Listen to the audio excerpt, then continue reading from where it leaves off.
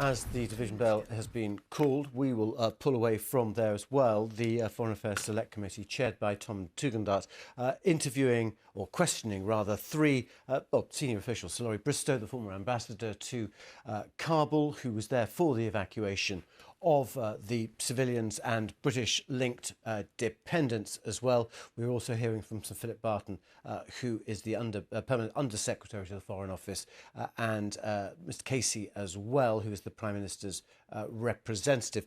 What came up over and over again was why Sir Philip Barton, in particular, the Under-Secretary to the Foreign Office, had stayed away on holiday during this crisis. It emerged that, in fact, he had been away from the 9th of August to the 26th of August, when on the 11th of August the decision had been taken to move the British Embassy to Kabul airport. On the 13th of August, it was clear from the military that the situation was homeless.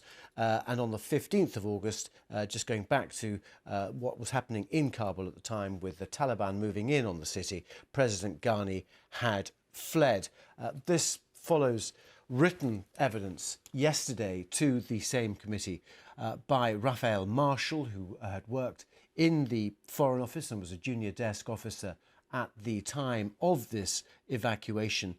And his evidence yesterday was damning in that there was a scene of chaos and dysfunction, he said, with a failure to prioritise any of the tens or hundreds of 150,000 plus people who had applied for permission to leave the capital because of their fears of the Taliban takeover. According to Raphael Marshall, he said that just some 5%, less than 5% of the people who had applied to the Foreign Office and the MOD were actually allowed to leave, and he feared that many of those who had applied had been murdered.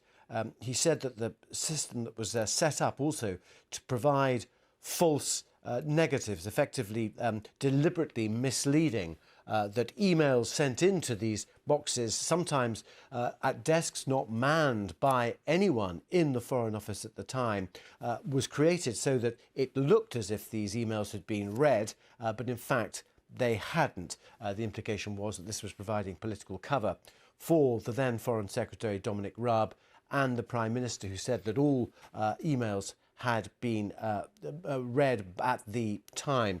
Criticism of Dominic Raab. He has been making his defence today in the media, but he actually said, because Dominic Raab was away on holiday at the time in Crete, he had asked for the information to be processed in a different sort of way. Interviewed earlier today, though, he was asked if he thought that Raphael Marshall, the whistleblower, as indeed the whistleblower as designated by the Foreign Office, the head of the Foreign Office, the head of the diplomatic service, had lied. And Dominic Raab said no, he hadn't lied, he was just clarifying facts. It appears that the Foreign Affairs Select Committee will sit again after that division bell, where MPs will be going to vote, obviously. In the meantime, I just wanted to bring you some other news as well regarding a couple of cases. But let's just start with some news from France, and that is that a Saudi national has been arrested at Roissy Airport near Paris on Tuesday as he was about to board a flight to Riyadh. That's according to French radio. We haven't got many details about him, no name, but we understand that the person arrested is a former royal guard in Saudi Arabia who's believed to have been involved in the killing of Khashoggi at the consulate. Interestingly, that follows on from a visit to the Gulf by Emmanuel Macron in the past 3 days, where Macron met the Crown Prince Mohammed bin Salman.